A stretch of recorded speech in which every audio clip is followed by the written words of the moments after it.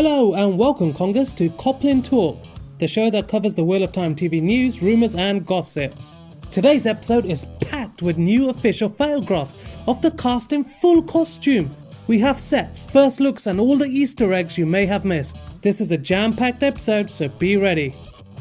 Before we get to that, remember to like this video and subscribe to our YouTube channel. And come follow us on Instagram and visit our website wheelsofthewheel.com for more show and book news. All the links will be in the description below.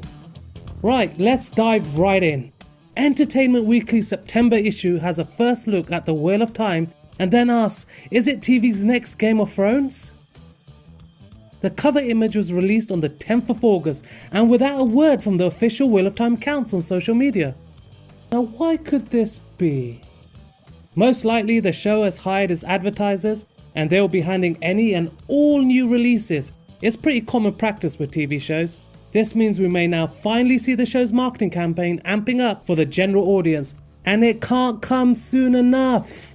But sadly, is this the end of what Wednesday sees us? Most likely. From here on out, we expect more campaigns like this as we lead up to the show. However, ironically, these images were discovered on a Wednesday, so... Anyway, the front cover has Halle Berry on it. And no, Halle Berry is not a new cast announcement. That would be cool though. Opening the pages, the first image we see is of course this image of Nynaeve, Mat, Lan Moraine, Egwene, Perrin and Rand, all in full costume. The one you've probably seen all over your social media screens. It seems like this is how the Emmonsfielders dress. One thing they all have in common are good, sensible black boots. If you're going on a long journey, then good boots is a good idea, because there's always a lot of walking in these fantasy books. But this Coplin liked how the costumes tell a story about who these characters are. Rand is wearing a sheepskin coat, marking him as a shepherd. Perrin has shaggy grey wool around the cuffs, which symbolises the wolf within. And Mat. Well, Mat looks like a vagabond. The lace is really going to elevate his look when the time comes. Moraine and Lan wear a matching shade of blue.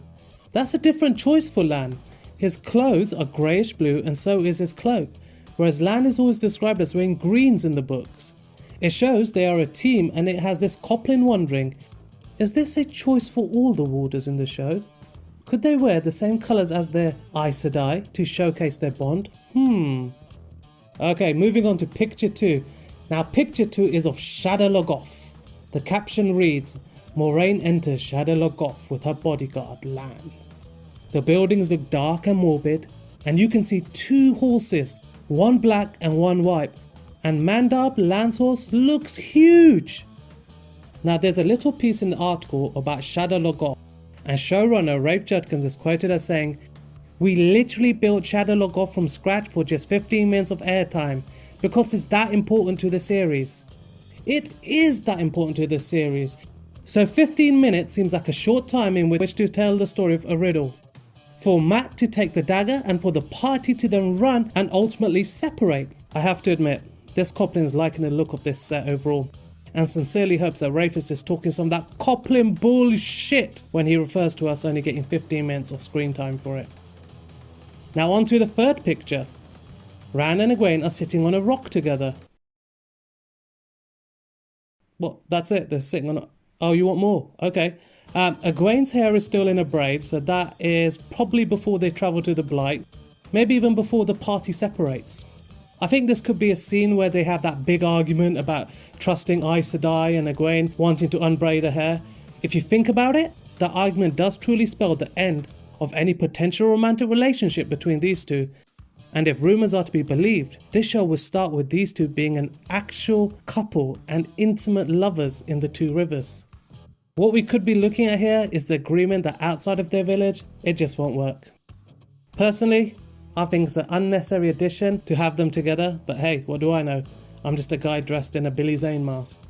And finally, the fourth picture, and my favourite. This is our first look at one Logain Ablar, played by Alvaro Morte. He is kneeling up in a tight cage and he looks menacing. Look at his face. Seriously, look at the look on his face. His clothes are very similar in appearance to what you would expect to see in old Chinese martial arts films from like the Ming Dynasty. This image of Logain has the voice in my head screaming, Shut up, shut up, shut up! But there is more to this image than just Logain. We can see two Aes Sedai of the Green Jar, and they are Alana, who's played by Priyanka Bose, and her companion appears to be Kareen Nagashi, who should have been in New Spring. Does this suggest that maybe we won't get those New Spring flashbacks after all? Will Kareen die early on? Maybe even in these scenes?